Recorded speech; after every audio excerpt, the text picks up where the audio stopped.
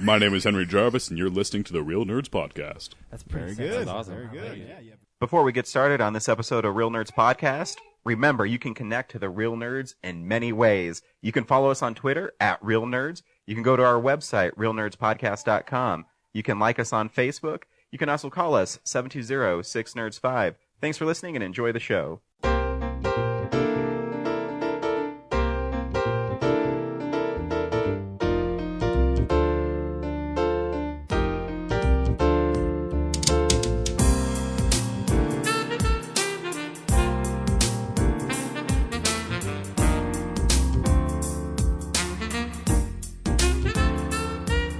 Welcome to Real Nerds Podcast, unofficially the official podcast at Denver Comic Con 2016 and forever.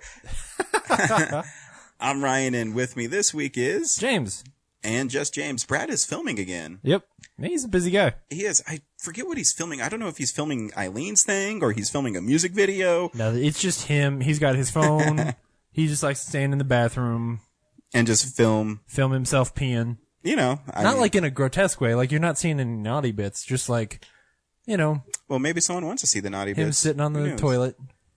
Yeah, it's, But let me tell you this, though. Brad's a talented guy. If he did that, be gorgeous. Best shots. Be like Roman Polanski's sitting on a toilet. You know how I feel about Polanski. I do. I don't know why that was the only name I could I pull. know. I was like, it's not. That's not the quality film I want. Yeah, I don't know why I say stupid things, but when Henry was on here and I said Yul Brynner, yeah. Now everywhere I go, I see Yul Brynner movies. Oh, I guess he man. was like a huge action star. I didn't know that. Really? Yeah. I only know Yul Brynner from Cool Runnings. No. He was in not Anna and the King, wasn't it? Yeah, Sure. yeah, Anna and the King. One Night with a King is a different movie. So, how you been, James? I haven't seen you in a couple weeks. Yeah, I've been good. I was just really busy last week. But no, I've been good. You know. I discovered, I bought a new car not too long ago. Yeah. And I finally discovered, like, the disappointing thing about this car. What is it? That it's a Volkswagen? No. I really like that part of it. It's a really nice car. But today I went and bought, this morning I was going to try to get coffee and I needed to get gas and I couldn't get coffee. So I stopped at the gas station. I was like, I'll just run inside and I'll get a Mountain Dew. And I sprung for the big one, the liter bottle. I right? can see You it. can see it, yeah. And it looks disgusting. Yeah, it's delicious. Mountain Dew is the worst soda that's ever been made. No, it's so not. It is. No, it's so not. It is. I'm gonna have to think about what the worst soda ever made was, but like, It's Mountain Dew. no, it might be like Mellow Yellow. I guess so. I guess because I don't like Mountain Dew and Mellow Yellow is like the cheap version of Mountain Dew. Right. So yeah, I would say, probably Mellow Yellow then. I go Mellow Yellow, then Mountain Dew for shit sodas. No. Followed by Grape Crush.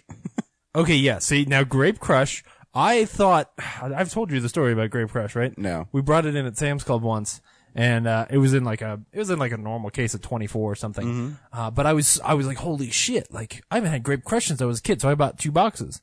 I think there's still Grape Crush in my parents' house. I just abandoned it. I was like, oh, fuck all of this. It's like, weird. It's so bad. I don't know at what age you grow up and Grape Crush just stops being good.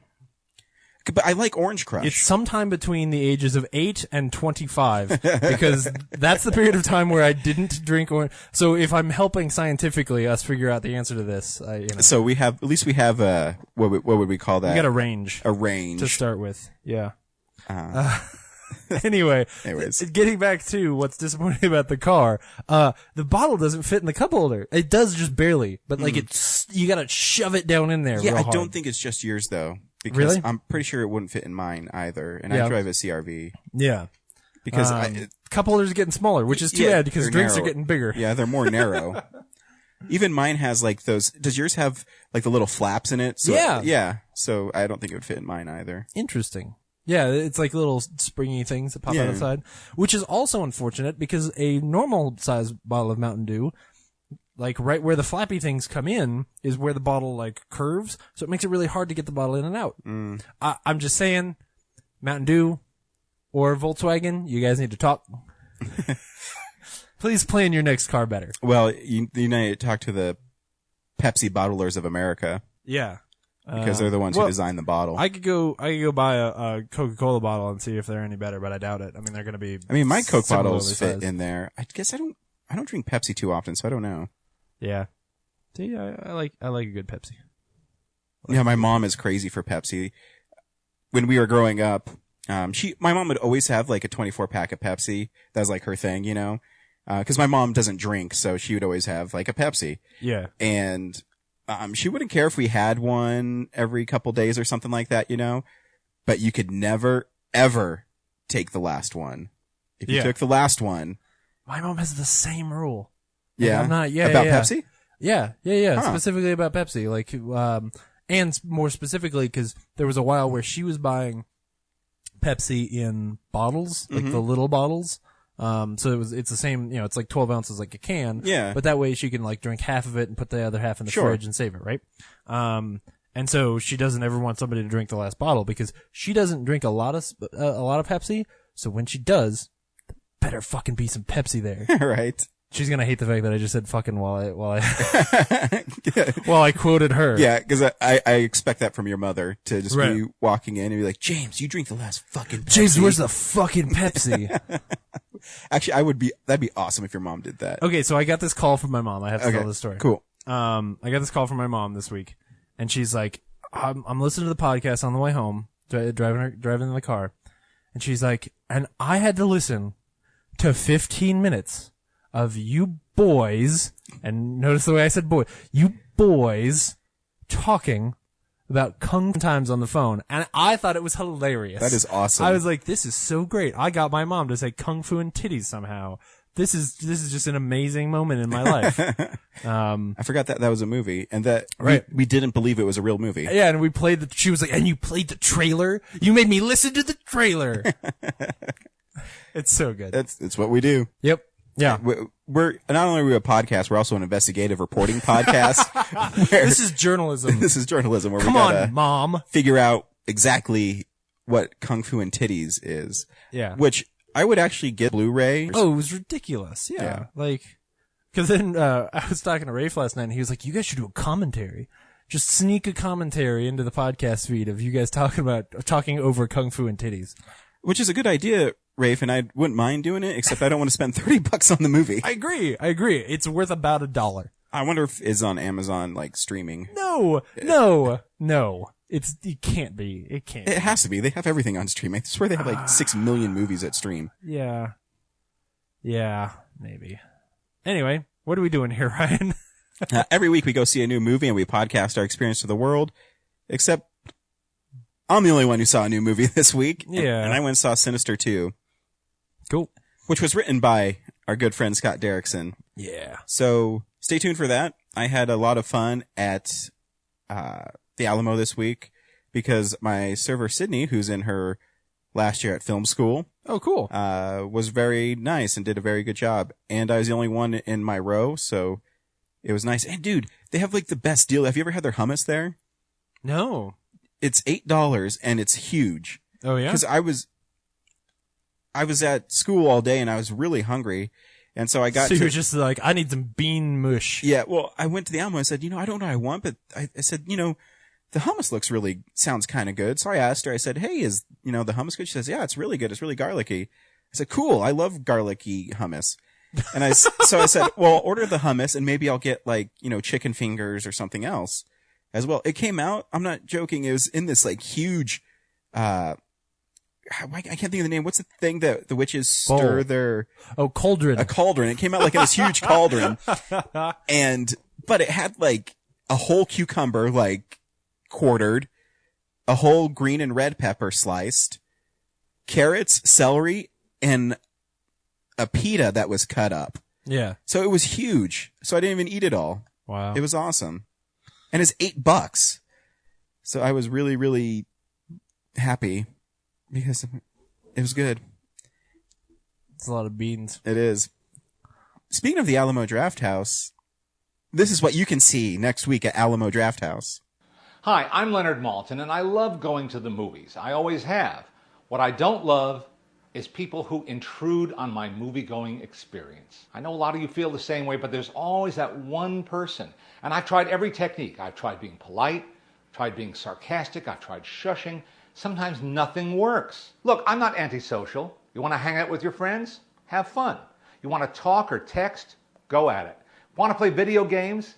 Have a good time. Just don't do it here. Shut up. Let us all watch the movie, okay?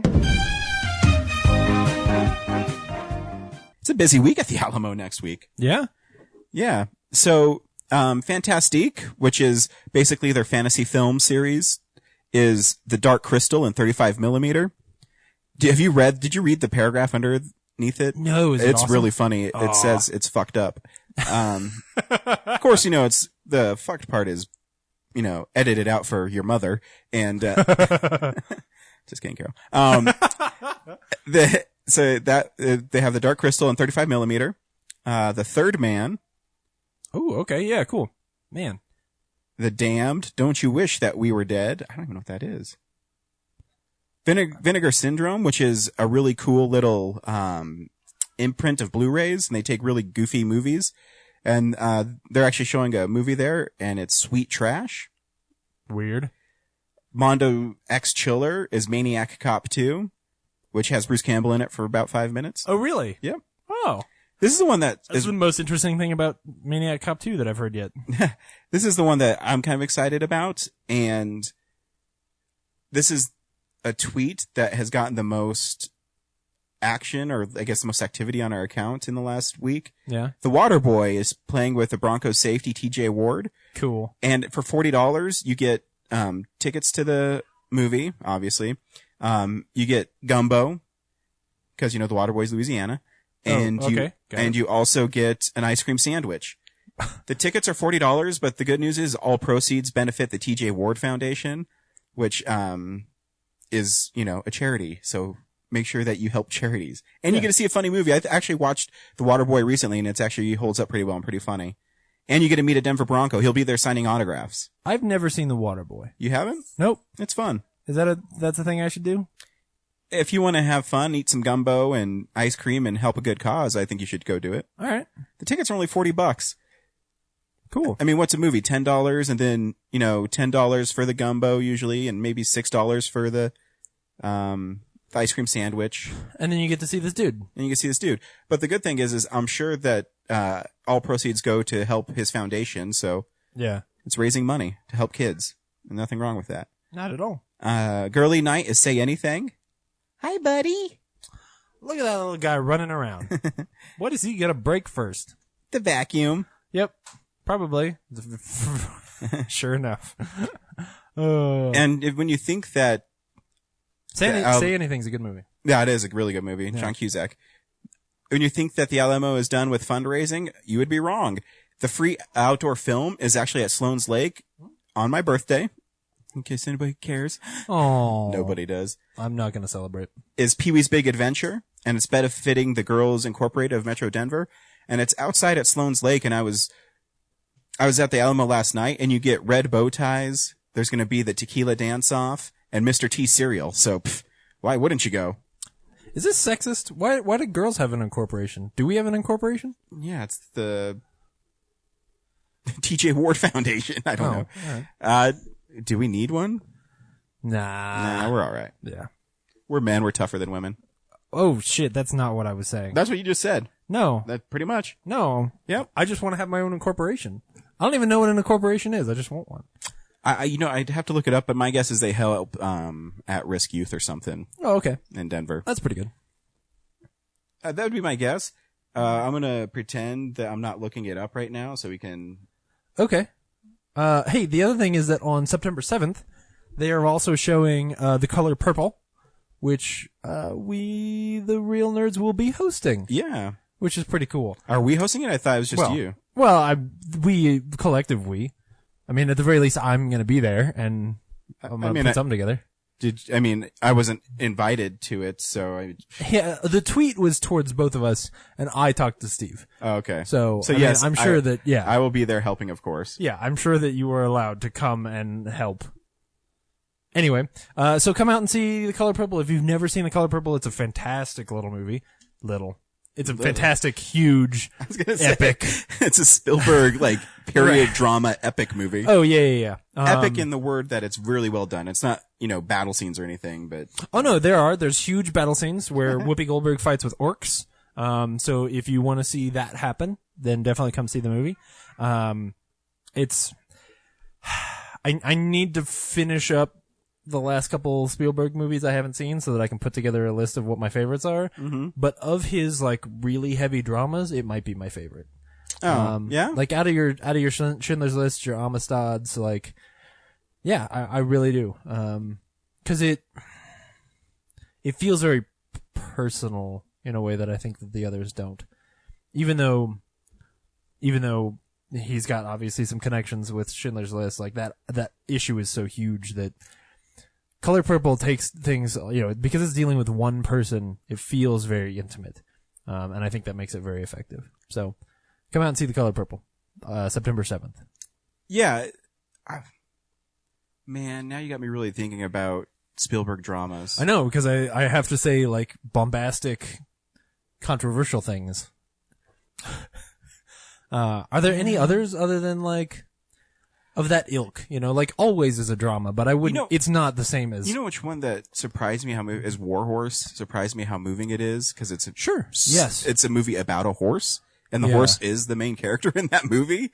Yeah. It's not up there with his Schindler's List. It's just not as dark, Yeah. Man, Like, now I'm gonna have to watch Spielberg movies. Is there a dark, like a dark drama other than those three that he's made? And I don't count AI, because AI is hardly a Spielberg movie in my mind. Like, visually it's a Spielberg movie, and the content is not. I don't know. I don't think so. Anyway. Yeah. Man, now you got me really thinking. Anyways, the TJ Ward Foundation is committed to enhancing the lives of young people by supporting programs that provide the tools necessary to empower young men and women in underprivileged communities across the country. Cool. The foundation focuses on socioeconomic, educational, and physical needs of the young people it supports. The TJ Ward Foundation stresses the importance of education while also placing important emphasis on physical fitness and health, which is really good because, basically he's getting out there and underprivileged kids and making them active. I was just reading a little, thing about it, and he started it because he grew up in San Francisco and, not in a wealthy family. So he's giving back to the communities that he, loves. And what's really cool is he's only been a Bronco for 2 years, and that he does that in Denver and helps out the Denver community is great. Yeah.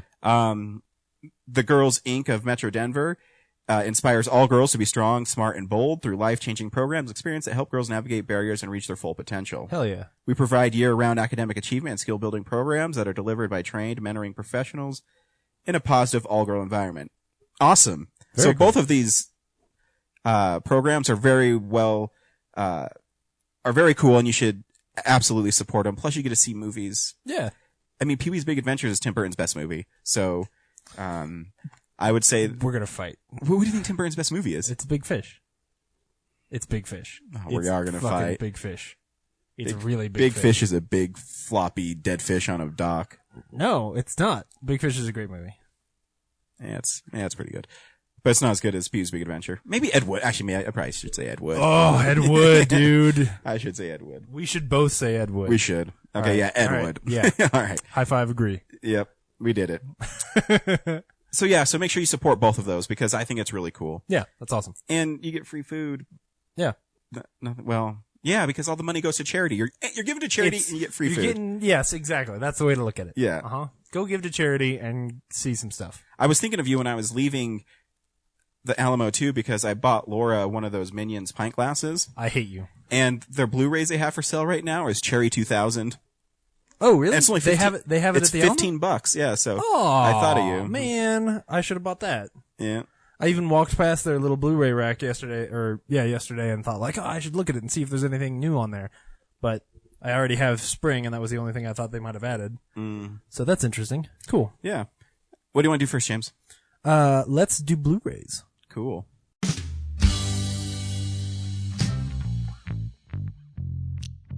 When did you move in?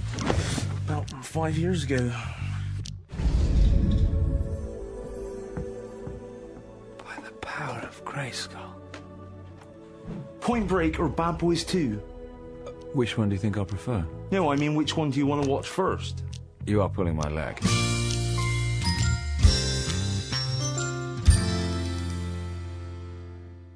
Notice how I actually said Blu-rays this time? I know, I'm instead proud of you. DVD releases?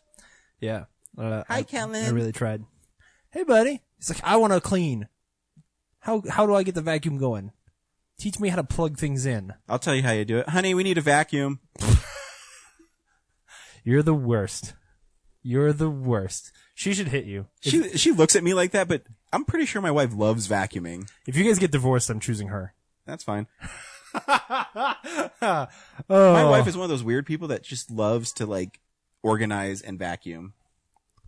You don't like to organize? I like having it organized. She likes having she things likes having it organized. organized. She doesn't like to organize. Right, yeah. I had considered my husband, so it stays that way. You just got owned. That's all right. We each have our thing. Mine is making a mess. Making my wife clean it up. Screwing up everything so that Laura has to fix it. All right. There is a double feature this week that's got a Rodney Dangerfield movie in it called Easy Money. It's The funny. only It's reason I with bring it Joe up. Pesci. Is it? Yeah, it's a funny movie. Cool.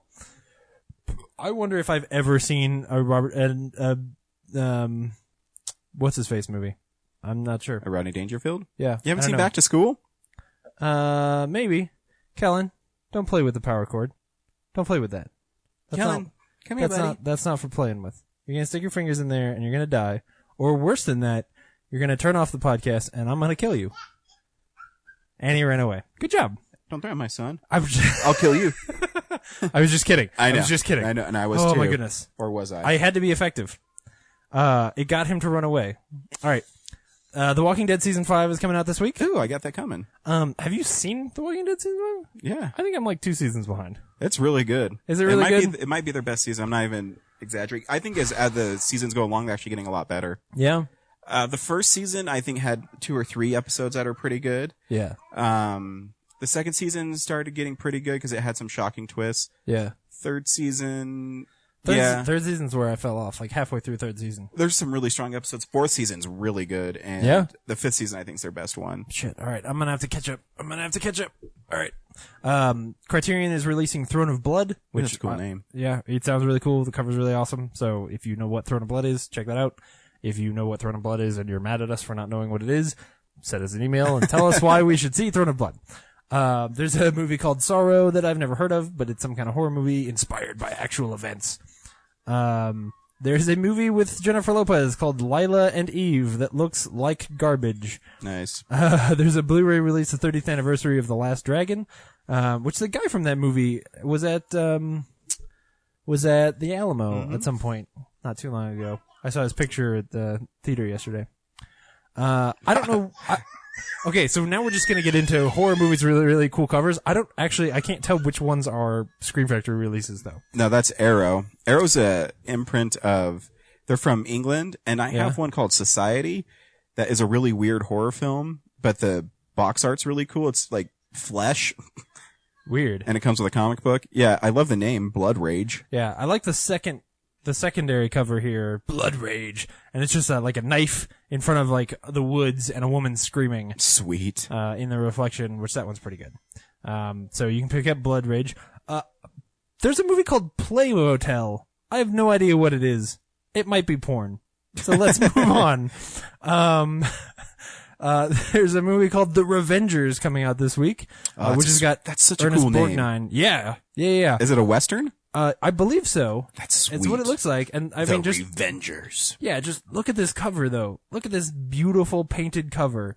Oh man. Yeah. Anyway, it's got Ernest Borgnine in it. It's only, it's like $20. I might check it out. And then there's a movie called Morbid. This is the cover though. Look at this Nice. thing. This is like trashy sea-level comic book cover of a dude in a mask with a knife just cutting the heads off of people. And why not? Yeah, and there's blood spewing everywhere, and the blood turns into the word morbid. Nice. It looks like it was written maybe with his fingers after he decapitated all those people. Yeah. Oh, and he's holding up. The reason it feels very comic booky to me is that he's holding the like head of the woman that he just decapitated. So it looks like the Crime Suspense Stories cover. So anyway, that's Blu-rays. There's actually one that's not on there that I'm getting. Oh yeah? It is Robert Downey Jr.'s The Singing Detective. Oh, that's right. Is making its debut on Blu-ray. That's right. Which the only bummer is there's at no all. special features, but the cover's really cool and it's Blu-ray. So Cool. I'm gonna have to check that one out. yeah. This I did. Here's the Scream Factory for this week. So it's Metamorphosis and Beyond Darkness. Beyond Darkness looks interesting. Yeah, I've never heard of either of those. And sometimes when Scream Factory does double features, it's because they're both pieces of shit. But they actually take time to put them on Blu-ray is why I respect Scream Factory. And what's great about Scream Factory too is they know a lot of the movies they put on Blu-ray are pieces of shit. Yeah. So Metamorphosis has got a guy whose head is in a big clamp, and there's like a needle, and it's being poked into his eye, and he's probably being injected with something. And then there's like a woman and her son, and she's holding him like, no, don't save your father from getting stabbed in the eye. That's what it looks like. Beyond Darkness has got like a big ghouly thing over it, over like a little house. Yeah, it looks like a haunted house movie or something. Yeah, and then the tagline is just, the evil one has come to take the souls of the young, which is the most like Rhymes. generic horror title. It's funny that, Scream Factory knows they make crap. The Howling 2, when I was talking about it, is another one of our tweets that just people loved. Yeah. And I put, is Howling 2 a good movie? No. And even Scream Factory retweeted it. Right. And I remember when that movie, they put out that they're putting that movie out on Blu-ray with special features. Right. And even horror film people, there's horror film snobs, which I don't get, because really, horror films. And I mean, you're talking about one of my favorite genres of films, and they're just not great movies. And people were up in arms, and the people at Scream Factory are just, it's for fun. It's not. We know it's not a good movie. Right. It's a fun movie, though. Yeah.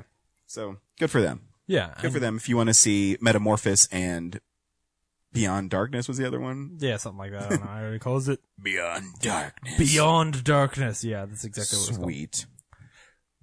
Cool. What's Cool. next? Stats? Cool. Jerry,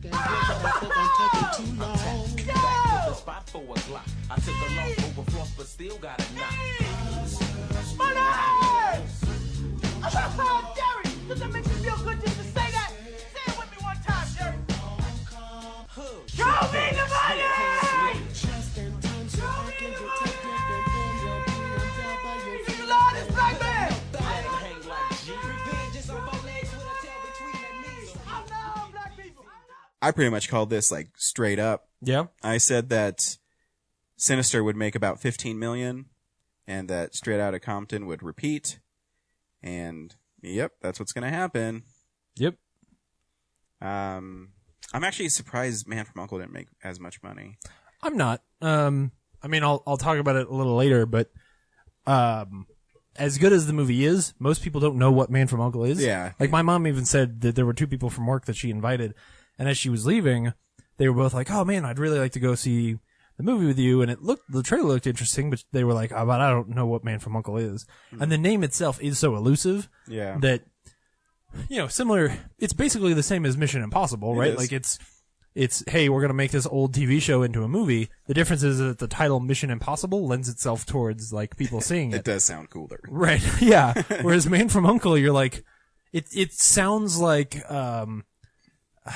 it sounds like My Own Private Idaho, or like just a really quiet, somber movie. October Sky. Hey, like somebody's grandmother's gonna die in this movie. Like, oh, here comes the man from U.N.C.L.E. It's Uncle Indiana. Yeah. So, I can see people not rushing to see it. So next week, I don't know. Maybe No Escape's going to be the number one movie. I couldn't even tell you. The movies next week are garbage. So, because I think that, like, Straight Outta Compton, I will probably try to see that at some point in the next week. But I think that movie more quickly hits its ceiling on how many people it can reach. Like, that movie is probably going to drop off finally.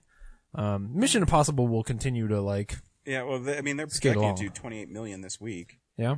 So I mean, it's going to be at But there's 100 no, million. yeah. At the same time, there's also no competition for it. Yeah, and that's So, what I like- mean. So next week, I don't know. It might win again next week. I don't know. Sheesh. Yeah. Because there's no competition again. This is the time when the summer starts trailing off, and Yeah. they go, "Oh, Yeah. I here's- mean, looking at the calendar back at the beginning of the year, I kind of remember going like, oh, okay, so Man from U.N.C.L.E. is basically the last summer movie. Mhm. And sure enough, that's what it seems like. Because man, who knows what we're seeing next week? right." So We might see Z from Zachariah yeah, yeah, or for Zachariah, something like that. that sounds like a good choice to me. Yep, if we can find it. If not, maybe Film Explosion, something. Yeah, yeah, we'll just pick a year. We'll figure something out. Yep. We always do. Yep. So yeah, I don't know. Next week is too weird for me, so I'm not going to pick a winner because I don't even know what to say. Yeah. I mean, I think No Escape actually looks kind of interesting Yeah. because it's like an action movie. but who's gonna go see it? Yeah, that's what I mean. And I don't know. I mean, Pierce Brosnan's in it, so maybe Yeah. maybe he can relive his James Bond glory days. I don't think he pulls anyone. Oh, he doesn't. I don't. I know think- he yeah. doesn't. Nobody's like, oh shit, Grey Owl is in this movie. Like, oh, That and I do like Owen Wilson, but is he an action movie guy? No. He's Well- more of like a quirky comedy guy. he can be because Yeah, Behind Enemy Lines is an awesome movie. I agree. But he never capitalized on that. Like, Yeah, and that was Unfortunately, 12 he- years ago. yeah, like That was a long time ago.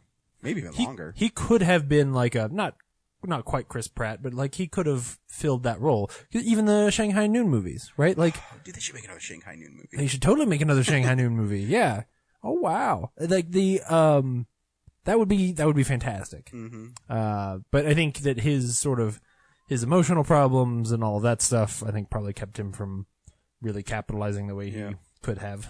So Yeah, and it's better to what take care of you can't yourself. hold against him, yeah, right? Better Like, take care of yourself than worry about being in an action movie star. I would rather have him in some Wes Anderson movies than in no movies at all. Exactly. So we'll see.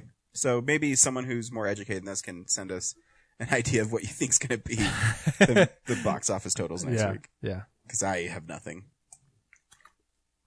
Yep. Cool. Cool. News? Okay.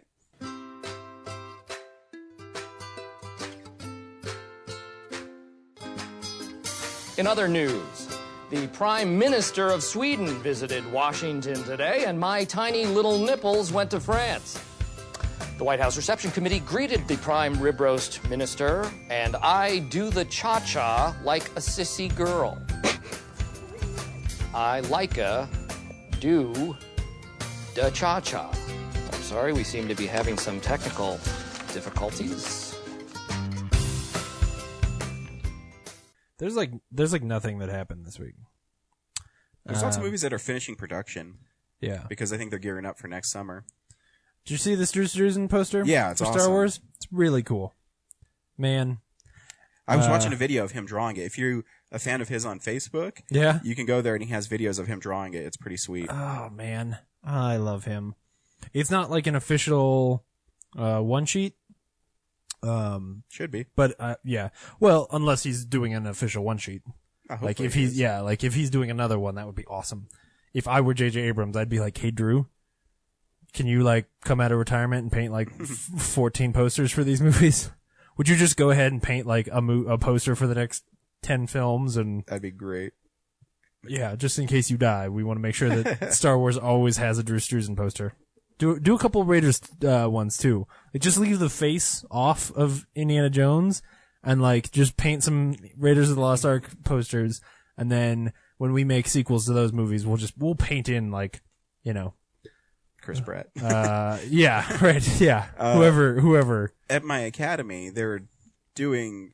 So there's a law. This is going to be boring for a second, but it comes back to this. There's a law where you can use equal physical force. So if you punch me, I can punch you equally as hard, and I don't have any repercussions because I'm defending myself. As a cop or just in general In as a general. person? Oh, okay. In general. So for listeners in Colorado too, if someone pulls a gun on you and threatens to kill you, you can pull a gun on them and kill them and not face any legal recourse for that. Right. So But if they pull a gun on me and I pull a rocket launcher, that's illegal? yes, Son of a because they used the example. I gotta of, stop carrying rocket launchers everywhere I go. So we're there, and there's a video that the district attorney is going to show us, And she said, what's the movie with Indiana Jones where he shoots the guy? Is it Last Crusade? And everyone in the class says, yeah, Last Crusade. I stood up. I said, no, it's Raiders of the Lost Ark. You're like, this injustice will not stand. Yes. So in Colorado law, Indiana Jones would be arrested because he shot a guy with a gun. Oh, that's an awesome story. Right. Oh, man. Sheesh. You are already a better cop than all the other cops. Thank you. Yeah. Cool. All right. Anyways. Yeah. Drew Struzan. Drew Struzan. That's like it, man. I went even back through it because I was like, I mean, yo dog, we're not going to get a Resident Evil movie for a while. I know, because get this. You know what's coming out in October of next year? No, what? The new Underworld movie. So they had to decide, does Underworld come out first or does Resident Evil? You can make both those movies in a year. I think so too. Yeah. Why don't they put I want September is Underworld and October is Resident Evil? Yeah, I want Underworld, I want Resident Evil, and I want Witch Hunters 2 all in the same year. I know, I brought that up last week because you forgot to talk about it the week before. Oh, did I? Yeah. Oh, man. That they found a new director. Yeah. Oh, yeah. No, that movie's gonna get made. In all the ways that I still don't believe that that Preacher's gonna get made, I believe that the universe is going to move to make sure that Witch Hunters 2 gets made. Because things are only fair if Witch Hunters 2 gets made. Like, the world is only just if that is true. Hey, so, hey, look at you in your little clothes. You ready to go? Have you a nice Saturday? We gonna take some extra pants with you just in case? That's his new favorite thing to do is he opens up his drawers and he takes all his clothes out and puts them back in. Weird. I know. I don't know why. Your son's weird. It's what is he doing? Something's wrong with him. Yeah, I really, that's news. I didn't remember anything from this week, and then I poured back through, and I don't see anything that I missed. So. Will Smith is working on a Fresh Prince reboot. Yeah, great. Whatever. Wow, you did go back far. Yeah, we can talk about that when it happens, if it happens. But, anyway, cool. That's news. Cool. God, what else do we have to do? What we've been watching. Do you have a comic book this week? Oh, did you finish Batgirl? No. Sorry.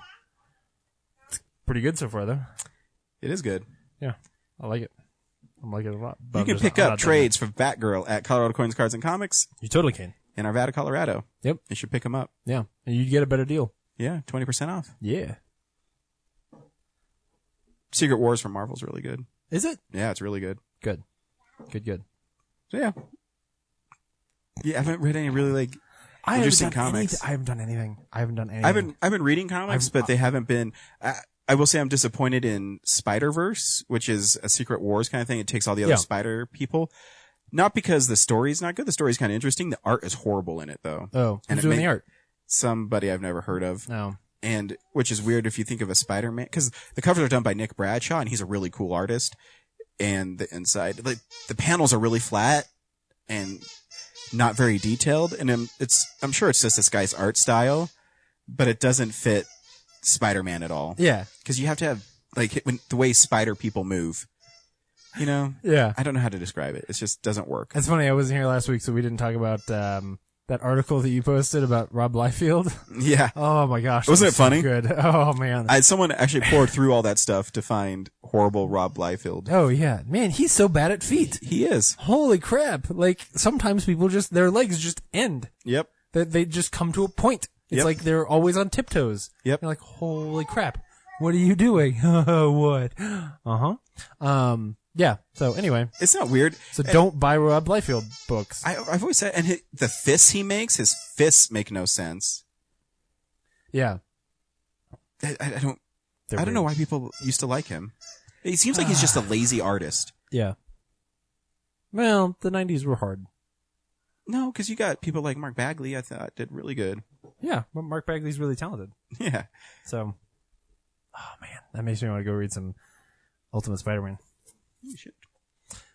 Anyways, cool. This is what we watched this week. Sweet.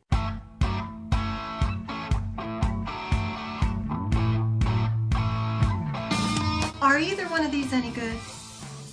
Sir, What? Are either one of these any good? I don't watch movies. Well, have you heard anything about either one of them? I find it's best to stay out of other people's affairs.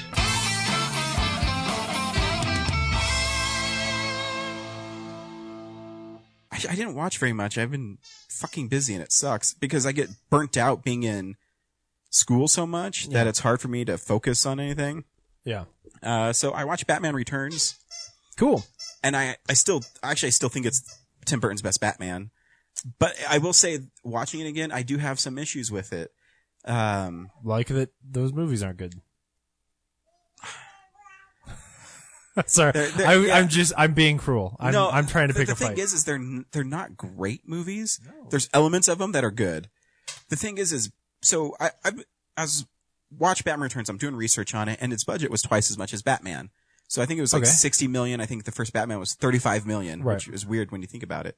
Well, but the first one, like the whole movie takes place like in an alley and in a building. Here's the thing, though. I actually took note of this. So Batman Returns is supposed to be a bigger movie, right? But the set makes it feel more confined, and it seems like Batman's just walking through the same part of town constantly, and always showing up at the same part of town. I can see continuously. It takes place. If you watch again, it takes place literally in like Gotham's square, and that's the whole movie takes place there. Is that because the whole movie takes place at night? Like, does setting a movie at night make everything feel very confined? No, because there's some moments during the day. Yeah, but there aren't big sweeping shots. Like you go to like a Dark Knight, where you get these big sweeping shots of Chicago, and the city feels real. Even in Batman, he did establishing shots of it coming in and the Joker's balloons and stuff, so you had a sense of scale. Yeah. And Batman Returns, it feels like it's on a movie studio. Mm-hmm. It feels confined. And Batman kills like 3 dudes in it. He sets one dude on fire. Yeah. He puts a bomb in one dude and throws him down a mine, like a shaft, and he blows up. Yeah. I said, what? This doesn't make any sense. Hey, man, Batman's a cold-hearted killer. Like, sometimes you gotta get shit done. And I'm pretty sure Batman/Bruce Wayne is in 15 minutes of the movie. The rest of the movie is Danny DeVito and Christopher Walken. And, who is Christopher Walken in that movie? He's Max Schreck. He's like the big corporate bad guy. Yeah. And, which is a really bummer because I do think actually Michael Keaton is really good. Yeah. But he's just not in it. And there was a special feature afterwards and Tim Burton says, I think that he's in it enough. And it's weird. He said it like that? Yeah, pretty much. Waving his hand back and forth like he was casting a spell? Yeah. Tim Burton, you don't have to be weird, dude. Just be a normal person. I think he just is weird, Ryan. No, I think it's an act. I think 100% it's an act. I think he says, I'm Tim Burton. People expect me to sell product at Hot Topic. I need to be this way. But Hot Topic didn't exist back then. I'm pretty sure it kind of did. I don't know. But we're gonna go look up the oral history of Hot Topic. Yes. There is some fun parts. I love Michelle Pfeiffer in the movie. Yeah? I really do. I love her Catwoman. Because one, I think she looks like Catwoman. I think she's sexy as Catwoman. Yeah. But then they throw in arbitrary rules that she has 9 lives all of a sudden, and Batman kills her twice. And so he actually kills like 5 people in the movie. Yeah. He throws her off a fucking roof into a greenhouse on top of another building. Oh, then the plants caught her, like, catch her fall then. And then she gets shot at the end by Christopher Walken's character, and she's like, I still have 3 lives. That's dumb. And then she takes a stun gun and kisses him and like electrocutes him until he dies. I remember that and feeling like that was not very good. So Danny DeVito's pretty cool as a Penguin. Cool. Yeah. For not the Penguin from the comics, but the Penguin for a Tim Burton movie. Yeah, but I mean, like, who else could play that character? Oh, I mean, like, nobody. Unless you do like the way Gotham is doing it, where he's just like a kind of sleazy businessman. No. Like, I mean, for the movie, if you want him to be stumpy and like, like the fact that he, eats fish and has weird flappy mutated arms or whatever. Yeah. Like, but I do. There's actually some pretty funny scenes with him and Michelle Pfeiffer as Catwoman. Yeah. and he says, "Let me get inside that pussy." And you're like, "Whoa, all right, not really a kids film." Oh my goodness, that's pretty great. Yeah, so there's some great moments with that. I like that it's snowing the whole time. I think it looks cool. Yeah. But then it has dorky things with penguins that have rocket launchers on them, and they're gonna blow up Gotham, and they're controlled. Yeah, see, that's where the Tim Burton comes in, like, you know? No, that's where the like it's a kids superhero movie thing. And that's why I just tried to like silly shit. When I watched the Batman '89 again, that's what I was trying to tell everybody is it's a mixture of dark stuff from Tim Burton and the '66 Batman. Yeah, where it's just goofy, campy, and then they try to pretend that it's serious. Right. So yeah, I mean, it's whatever. I still think it's better than Batman '89. You know what the best Batman is? The Dark Knight animated series. Because I was just thinking like that idea of, you know, somebody sending penguins in with bombs on them. I'm like, oh, it's kind of like the Mad Bomber episode with the little race cars. Oh yeah, you know. But that only that episode's sense. really good. Yeah, it's a really well written little episode. Yeah, that's kind of terrifying. Man, that show's good. Yeah, it's a great show. Yeah. And the other thing I watched is I was testing my love of an actor, and I got around to watching Jack and Jill, which is an Adam Sandler movie from 2011. Okay. I think it's 2011. Sure. In it, he plays a guy named Jack and a guy named, a woman named and Jill. And a dude named Jill. So they're twins, and the box art looks horrible. The trailer is horrible. The movie is okay. It's not as bad as I thought it was going to be. Inoffensive. Yes. Because one, it's PG, so it's not going to be horrible. But here's the thing is the only PG movie made that year, probably. Probably. With Adam Sandler, I can always find stuff, and his humor always comes through in a few points in movies, no matter how bad you think they are. Yeah. So in this movie, that little Indian boy who's in Bad Words with Jason Bateman. Oh yeah, he's great. He's in this movie. Oh, and good. He's the adopted son of Adam Sandler, and Katie Holmes is his wife. Right. And in it, does he take him to go meet a hooker? No. Oh, okay. In it, he's always playing with tape. And Adam like Scotch tape? Yeah. And Adam Sandler's like, why does he always have tape? And so it'll cut to him, and he's taping like a turkey leg to him. And then he'll say one thing, and then 2 seconds later it cuts back to him, and he has something else taped on him. So it makes no sense. But this kid in every scene is walking around with something else taped on him. So it's actually kind of funny because it makes no sense. And why is it taped? That sounds like Adam Sandler. Yeah. It's kind of irreverent, and it doesn't make any sense at all. Yeah. Yeah, it's basically he can't stand his sister, and he has to put up with her. And Al Pacino falls in love with his sister at a Lakers game. And the premise is Adam Sandler's an ad executive, and he's trying to get Al Pacino to do a Dunkin' Donuts commercial for Dunkachino.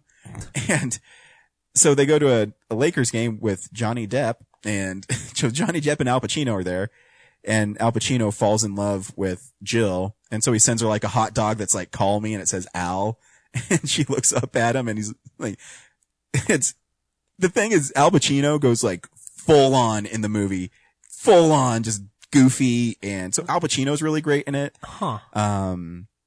But then it tries to tack on that, you know, Adam Sandler realizes how great his sister is, and yeah, they try to make it emotional. Exactly. It's not his best movie, but it's not as bad as people say it is. Yeah. I mean, there's a part where I was laughing where they're like farting in a movie theater, because so Adam Sandler's playing both parts, and they're doing it at the same time, and they're both mimicking the same way. Yeah. And that little Indian boy sitting between them and just moving his head back and forth, and he says, they're just like one another. It's just funny. You'd have to see it. But yeah, it's not like an abortion. It's not. Right. Yeah. It's not a good movie, but it's maybe one of his worst movies, but yeah. I don't know. There's still funny parts. Katie Holmes is horrible in it. She's kind of just there. Yeah. And it has weird editing things. I think there's some of it that was cut out so they could make it PG. And they have this weird thing where Jill always runs into the woods whenever she's upset. So it'll just randomly, so they're at Thanksgiving dinner and Adam Sandler lives in this really nice house in Beverly Hills. And she says, I'm going to go run in the woods. And it cuts and then it just cuts to her running through woods. I don't know why. It's just bizarre Adam Sandler humor. So yeah, it wasn't as bad. It's only like 87 minutes. Oh, all right. Yeah. And actually, I think the funniest line is, so Al Pacino thinks Adam Sandler is hiding his sister from him. So Al Pacino shows up at his house. Oh no, sorry, fuck that up. The best line is Jill goes on a date with, some guy and she comes back cause he it's Norm Macdonald and he ditches her in the bathroom. And so she comes home and the kids are saying, so Aunt Jill, how was your date? Oh, it was good, honey. And so she starts walking up the stairs and they keep on probing her and she stops and then she starts crying and she's running up the stairs and she goes up one flight, looks back at Adam Sandler's like, why is there so many flights in these? Why is there so many stairs? And just walks away. It's so stupid. But yeah. Okay. And she finds true love at the end from Adam Sandler's landscaper, who's a nice guy. And she plays soccer. And that's why he falls in love with her. All right. Yep. So you don't have to see it. It's not as bad as everybody says it is. Yeah, no, I understand. I got my $3 out of it. I mean, sure. Yeah. It could be worse. Oh, absolutely. Yeah. Yeah. Well, actually, I spent $1 because I bought Green Hornet and that, and they're both $2.99. Oh, yeah. who fucking cares? Green Hornet is worth $4. Is it? I haven't seen it yet. Oh, yeah, it's good. Cool. I like Green Hornet. So there we go. Yeah. Cool. Yeah. All right. What'd you watch, James? I've just got a couple of things. So I started watching Rick and Morty, which is it's a cartoon show that is co-created by Dan Harmon. It's on Adult Swim. And, is that a 15-minute show or is it a 30-minute show? No, it's a 30-minute show. Each episode's 22 minutes or whatever.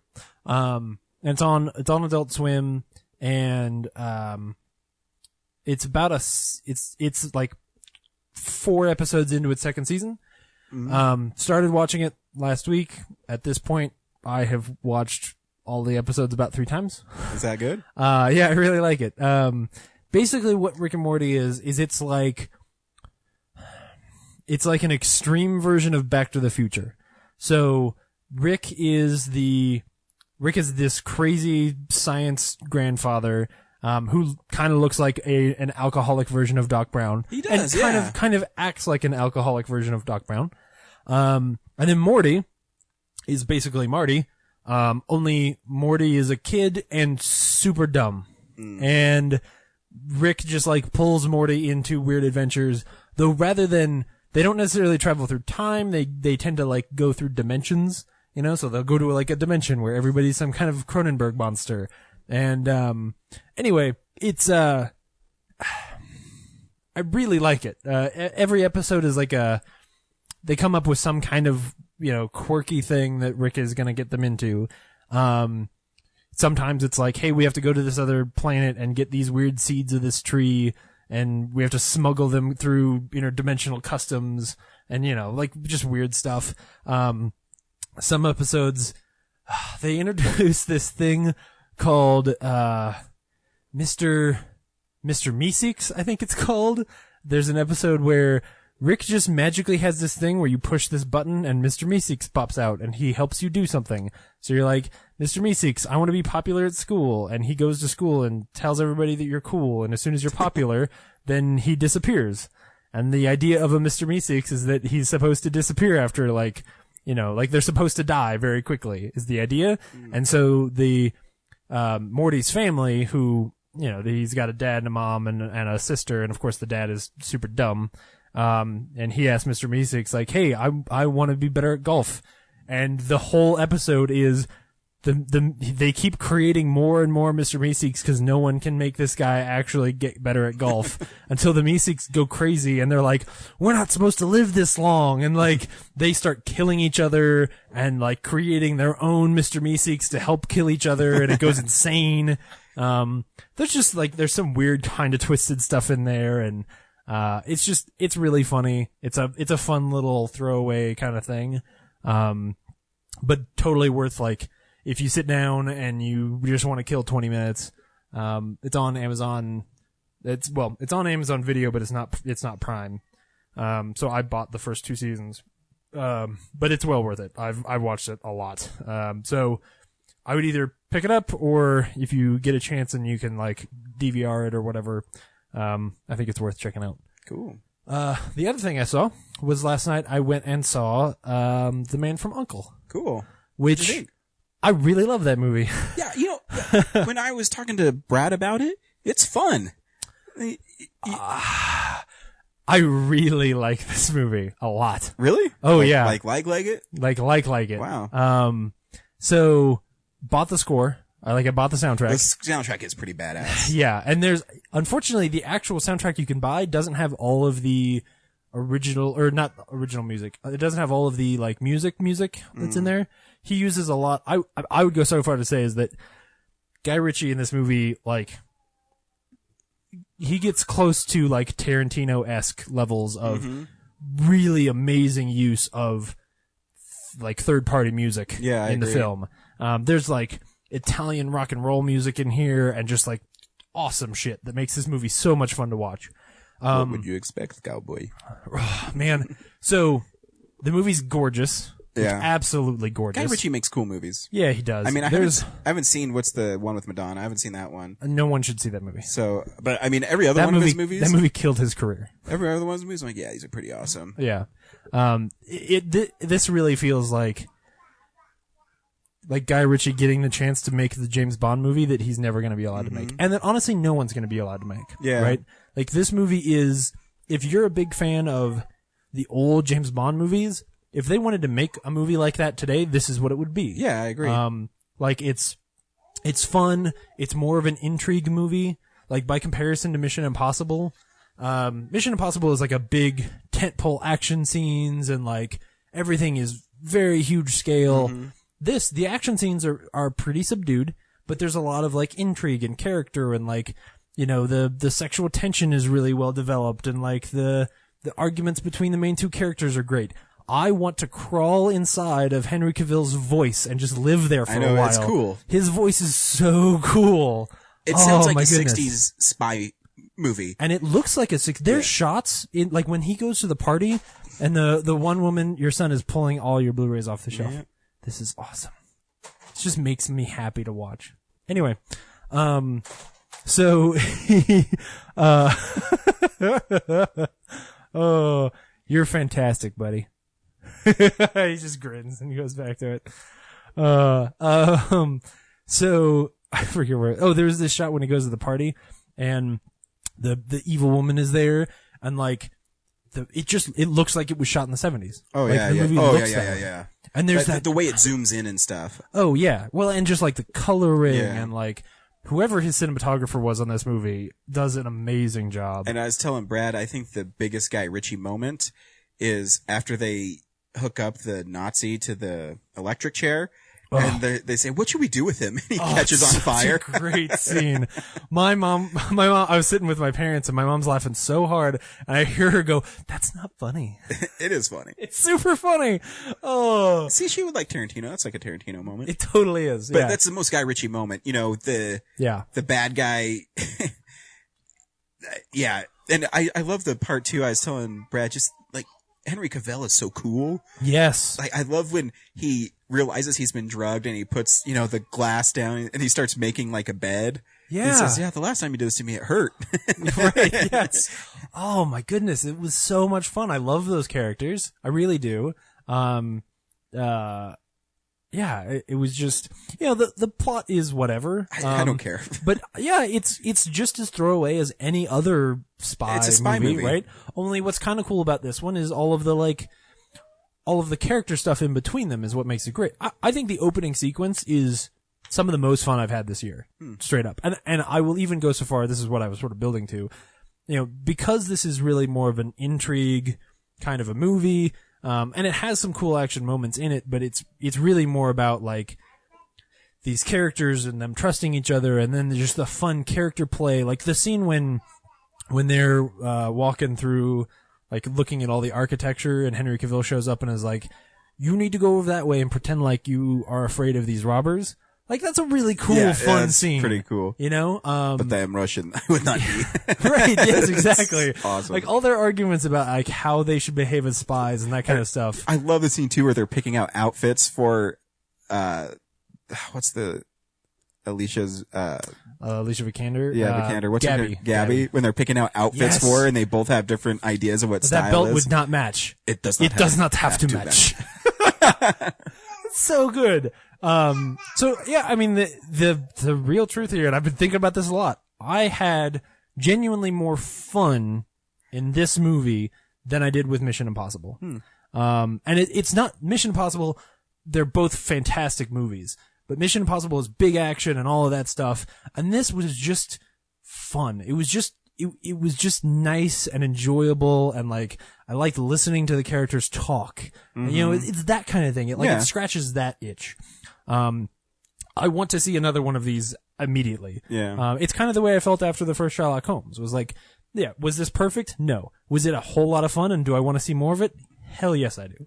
And the way he does like the split screen stuff. Oh yeah. Oh man. I was There's some shots there that are amazing. Me and Brad were saying this is what, like, if you were making a comic book and you want to do the panels, that's what it should look like. Yeah. Oh, you yeah. know, and I love the scene where they're sniping people and it would be in red and with the target and then it'd move from, the movie is pretty cool. And all those times, yeah, those lines, there's one where they bring the two guys No, together buddy.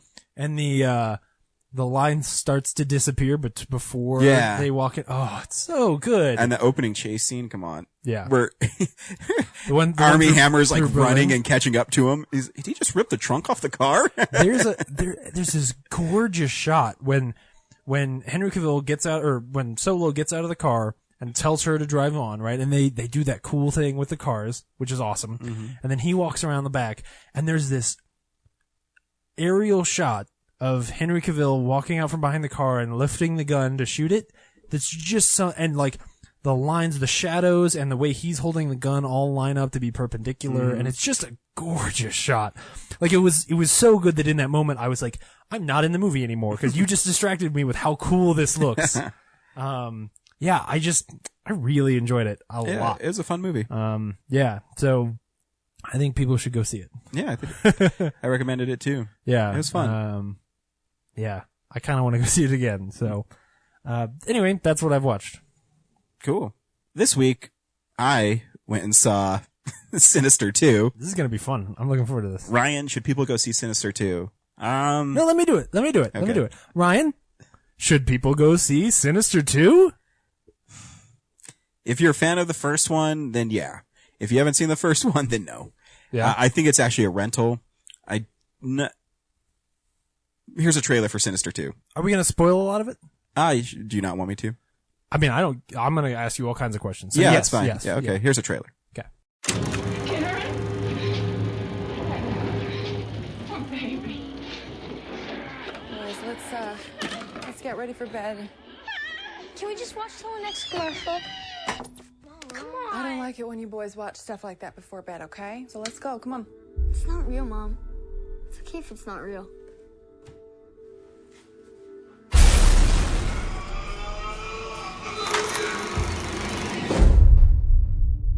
Do you believe in evil? Something otherworldly? Yes. You don't stop evil. You can only protect yourself from it. I'm worried about Dylan. Why? He's just different. I have something to show you. There are references to Bagul across all cultures. Some believe that it fed off of the corruption of innocence.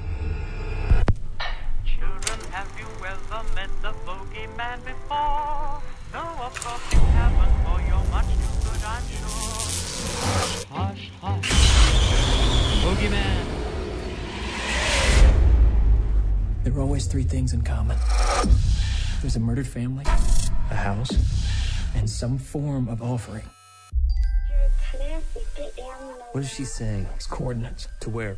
A farm where an entire family was murdered. Nobody ever comes out here. That was terrible what happened. It's the kids. He gets the kids. This one's mine.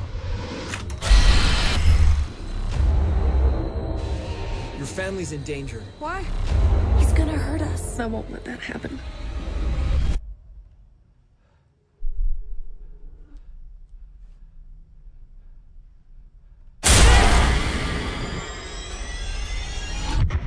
Hush, hush, hush.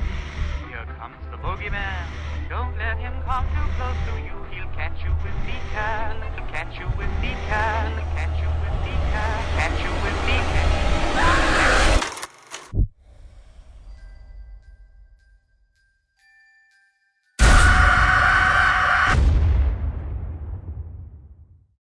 So, Ryan, Yes. I don't know anything about Sinister 1 because I didn't see Sinister 1. You didn't see Sinister 1? No, it's part of why I was like, oh, I should just skip this one. Yeah, you'd have to see Sinister 1. Yeah, because it's kind of like with Insidious, where I saw Insidious 2, and like, I was like, all right, A, this is not my kind of movie. Mm-hmm. B, I didn't see the first one, right?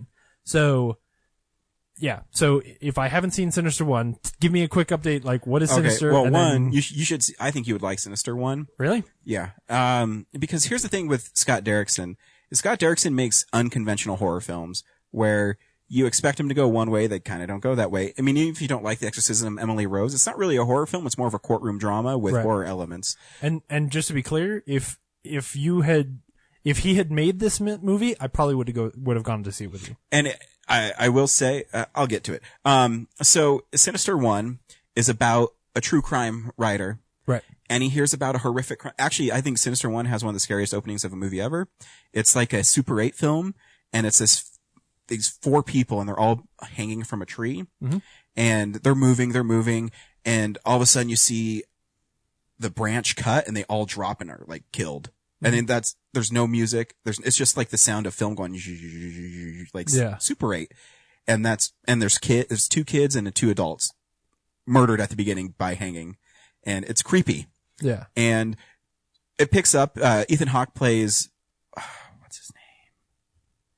Walt Goggins. Walt Oswald? I think his last name's Oswald. Okay. Anyways, yeah, Oswald. So he plays a true crime writer who had a really big hit. And after that, he couldn't duplicate it. And so he has a wife and 2 boys, and he doesn't tell them that they're moving into this house where this murder took place, because that's going to be his new book, because you find out as the movie goes along that 4 family members were murdered and 1 son is missing. Mm-hmm.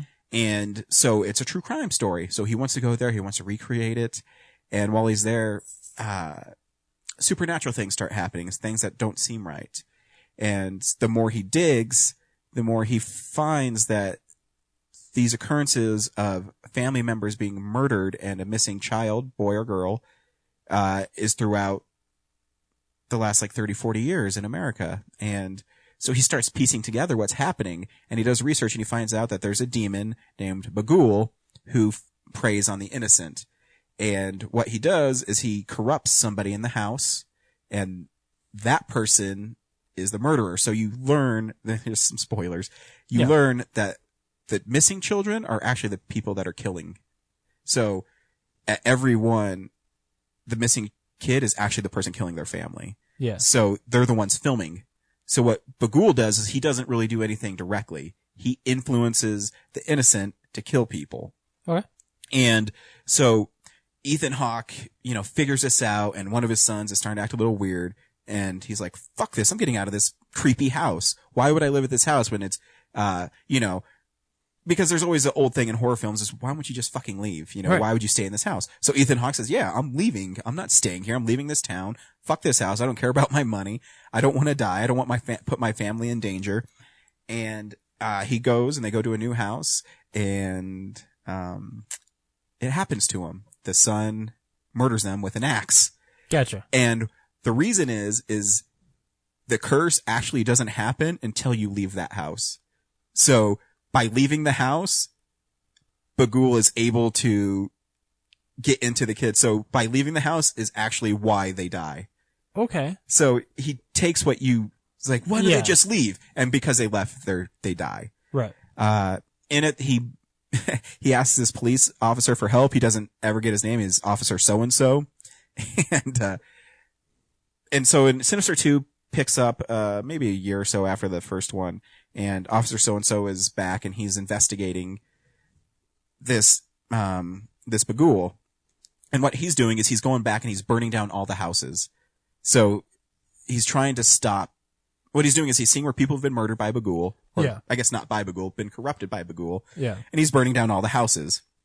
So he's basically trying to stop Right. the chain of the curse. Yeah, because if people can't go to a house and then leave the house, then they can't get... Exactly. Right. So he's trying to do that. So he finds out about this other house where Shannon Sosamone, is that her name? Yeah, Shannon Sosamone from A Knight's Tale. Yes. She and her two twin boys, are living in one of the murder houses. And Murder House, yeah. the subtitle of Sinister 2. Sinister 2. And they're hiding from her abusive husband, so she doesn't want anybody to know where they're at. And so Deputy so-and-so finds them and whatever. The movie relies really heavily on jump scares, which I don't mind, but you were here for my Annabelle review, right? Yeah. So Scott Derrickson is a very good director. Yeah. Very visual, knows what he's doing. Yeah. The guy who directs this one, while visually the movie looks cool, he can't do it. He can't get the scares right. Yeah. If you have jump scares, I don't care. But there's an art to it. James Wan, who does Insidious and did The Conjuring, he knows where to put cameras. Right. Scott Derrickson, Deliver Us from Evil. I still think one of the creepiest things is a security camera where the dude picks up the baby and throws it into like the tiger pit. Yeah. You know, just, you see a little bit of it, just enough to be like, this is fucked up. Right. There's an art to it. Yeah. I've seen so many horror films. I know the tricks. I know the tricks of what you're going to do. So for someone like James Wan, when you're watching The Conjuring and he uses a floating camera and he pans across, and if you've seen enough, you always expect something on, like, let's say the right side of the frame. James Wan and Scott Derrickson are cool, or they misdirect you and they'll put it on the left side, or they won't put anything there to give you that uneasiness, saying, oh, there's going to be something, and then nothing happens. Right. And then it's like the beats, they wait. Right. This guy who directed this film, while it looks good, doesn't understand that. You know the beats. You know, exactly. You know the beats. You know something horrible is going to happen. Right. Or I guess horrible is not even the right word. It's more, you know, when something. Exactly. And you are correct. Yeah. Yeah. So, yeah, exactly. I know when it's going to happen. I mean, there's some great little scenes. Deputy so-and-so is going through the back of this church where these people were murdered, and he's like moving up his flashlight, and these little ghost boys keep on popping up, and every time he moves it back down, they disappear. Moves it up, they disappear. I think they overdid the Bagul in it too. He shows up a lot. Where in the first one, which is really cool about Derrickson's movie, is you watch it, and those little home videos, if you look really closely, you can see him in the background. Yeah. But you have to look. He just doesn't show up. Right. In this one, they make him like a real boogeyman where you see him walking a lot. Yeah. So it takes away the impact of the character. Right. The character design's cool. He looks cool. But again, the subtlety of the first one that Derrickson does, where you see his reflection in the water, or you see him barely in a cornfield, I think is really effective. Yeah. Because it makes you want to rewatch the movie and say, do I really see him there, or is the movie fucking with me? Yeah. This one say, oh, he's walking towards the camera. Okay. Yeah.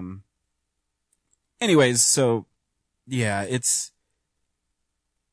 just can't live up, because I think the first Sinister is one of the best horror films in a long time, and it just can't quite live up to it. Yeah. And I knew it couldn't, but yeah. And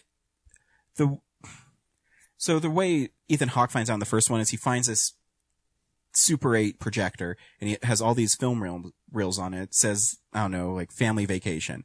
He puts it on, he sees a family murdered. But you really don't see much. Scott Derrickson's cool, where it's one's like mowing the lawn. Yeah. And so you see what's happening. The kid grabs, well, you don't know it's a kid at the time, but you see a lawnmower, and the family's heads are like laying on the grass, and the kid is going to go mow their heads. What's great about Scott Derrickson, he doesn't show it. Yeah. Doesn't show it. But that movie is rated R for terror, because your mind is telling you that kid is murdering those people by running them over with a lawnmower. Right. This film, they actually show stuff. So it kind of loses the impact. Less is more. And they set up where, oh, they're going to force this kid to watch these movies, and that's how they get corrupted. Like these little ghost children say, this is the one I made, you watch it. So then you're forced to watch basically torture porn. So it's not as clever as an investigative guy discovering these little reels, and he's trying to watch them and write them in a book and trying to figure stuff out. It's just not as interesting. Yeah. and the stock character of the abusive husband shows back up, and he's stupid. Yeah, there's just some things that just don't work as well. But the last 30 minutes are really good. Yeah. It slowly starts picking up because they show one of the home movies is in the church. This little boy ties his family down, and he gets all these rats and puts them in like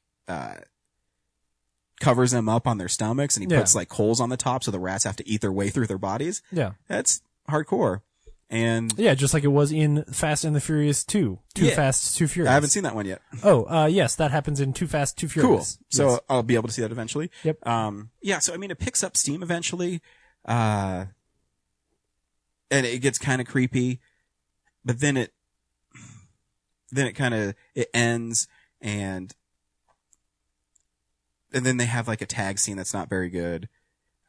So the conflict here is that dude wants to burn down the house of some people but they're living there. Exactly. They're already there. He's so already if they there. leave, so yeah, he wants to keep them there. Right. And what happens is the abusive husband shows up and he says, "I'm going to take my kids." And oh man, that's dumb. Deputy so-and-so says, "Well, you don't have a court order." Well, eventually he shows up with a court order, and then he takes the kids, and the lady, I forget what's her name in it. Who fucking cares? Shannon. Right. She's afraid for their kids, and so she goes with them. So by them leaving and going back to their house, they're like one Whatever, house. yeah. Bagul can now get them. Right. And it ends up, you think it's going to be one kid that they're trying to corrupt, but they actually corrupt the other son. Yeah. And then it has the stupid thing where he starts to make the video, and Deputy so-and-so is going to go help him. And so the idea is cool. The kid like ties him up like scarecrows, and he's going to light him on fire. So he lights the dad on fire first, of course. Instead of lighting all three of them, he lights one at a time. Yeah. So then he's about to light the little boy on fire, and Deputy so-and-so hits him with his car. Just in the nick of time. And then the kid's like, "Oh, I'm not done making my movie." And then he takes a sickle and he chops Deputy so-and-so's hand in half, and so-and-so survives, and they get in the house, and they end up destroying the camera. And since there's no other camera, Bagul takes the other kid instead. So I don't know why Bagul just won't take the other kid anyway, so he doesn't have to go through making the home video. I guess he's trying to get a bunch of soul. It doesn't make any sense. So yeah, that's the end. Because the problem that they have here is that there is no way to actually like defeat. There's no good way to end it. Yeah. There is no good way. To me, the good way, which is why in the first movie everybody dies. Yeah, exactly. Because the first one, that's a shocking ending. Right. Is because again, you think that everyone is safe because Ethan Hawke's like, "I'm getting him out of here. I'm not going to stay here. Fuck this. This house is haunted." Yeah. And it's really not the house is haunted. It's you. You're haunted. And so, and I mean, the ending to the first Sinister is fucking horrible. I mean, it's haunting because this kid dragging this huge axe that's like covered in gore and just like walking through the house and killing people. I mean, that's pretty creepy. Yeah. And it ends that way. Interesting. Yeah. So this one, it's like they try to make a sequel out of it, and the best way to make a sequel out of it is you just focus on a different family, and you don't let them know about the rules of Bagul. Yeah. Because it just, I don't know. In general, would you say that like anytime you make a sequel to a horror movie where in the sequel everybody now knows the rules, does that usually make for a worse film? Yes. Okay. But I understand the hard thing you run into is you have to progress the films. Sure. But what you run into, and because otherwise you end up telling basically the same story. Yeah. And my favorite horror series is Friday the 13th. That's the biggest knock on Friday the 13th. Is you're basically seeing the same movie over and over again. Yeah. It's just Jason's killing people different ways. Right. Which is true. I'm not denying that at all. But the problem you run into is something like Halloween. Halloween 1 and 2 are pretty good. So Halloween 1 is a classic. Yeah. Halloween 2 is just a continuation of Halloween 1. Right. So it takes place like the same night, and it's just in the hospital instead of a home. Halloween 3, Michael Myers isn't even in it. Halloween 4 is really good because, again, it's the return of Michael Myers. He comes back. He's going to kill his niece. He doesn't. And that movie ends with the niece killing her mom. So it's like the continuation of the curse of Michael Myers. Mm-hmm. Like it's now infected another member of his family, another young person. Yeah. The fifth one disregards the really good ending. So the fifth one disregards that she killed her mom. She just hurt her mom, and now she's too afraid to talk. And then they introduce this stuff that Michael Myers is actually part of a cult, and it starts losing its own momentum. And so that's what happens sometimes when you try to change things too much. Yeah. They did in Friday 13th Part 9. They try to make sense of why Jason can't die, that he's not really Jason, it's the essence of evil, and that the body is just Jason's, and it's like body hopping, and it's really stupid. And then you try to explain it, and when you try to explain it, it makes it more dumb than a dude who can't die in a hockey mask killing people. You're trying to over-explain it. I mean, the movie's well made, and it's not a horrible movie, it's just, compared to the first one, is not as good. Right. So, yeah. I mean, if you're a fan of the first one, I'd go see it, but you can, if you're not, maybe rent both of them back to back and watch them and see why Scott Derrickson's a better filmmaker. Yeah. I mean, he wrote it, and there's moments where it's good, but it also seems like it's he's wrote it with somebody else. Yeah. So my guess is maybe someone else wrote it, and he kind of helped them write it. Yeah, like story by him, but, you know. Yeah, because I think he is credited for the screenplay, but, again, it's one of those, but the thing too is what I love about it's a Blumhouse picture. It cost $3 million to make, and it's already in profit. So yeah, of course. So and Scott Derrickson will always make more movies. Oh yeah. He's a good, he's making Doctor Strange. So. Right. Well, yeah, like the reason he didn't make this movie is because he is making Marvel movies. So yeah, and I'm sure that's probably why the screenplay isn't as tight. He's like, oh yeah, here you go. I'm busy. Yeah, here, this is palatable. It'll make you some money. Yeah. Yeah. So we'll see. Cool. Yeah. Cool. Next week, I don't know what we're seeing. I don't know what we're doing. Yeah. We'll figure it out. Yep. So that was my really long explanation to the Sinister series. No, I like it. I kind of enjoy just you explaining a movie that I haven't seen. Yeah. Yeah. But yeah, I would say see the Sinister one. Yeah. Cool. Till next week. Bye. Bye. Support TJ Ward Foundation.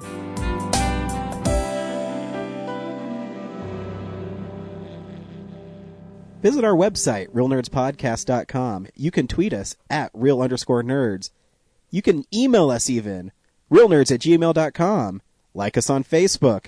Hey, stream us on Stitcher. You want to call us? 720-6nerds5. And download us on iTunes. Just search Real Nerds. Thank you, Joe Kempter, for the wonderful voiceover. And also Spark Mandrill for the wonderful late-night jazz smooth sounds of movies. You can find them on SoundCloud. This has been a Nebulous Visions production.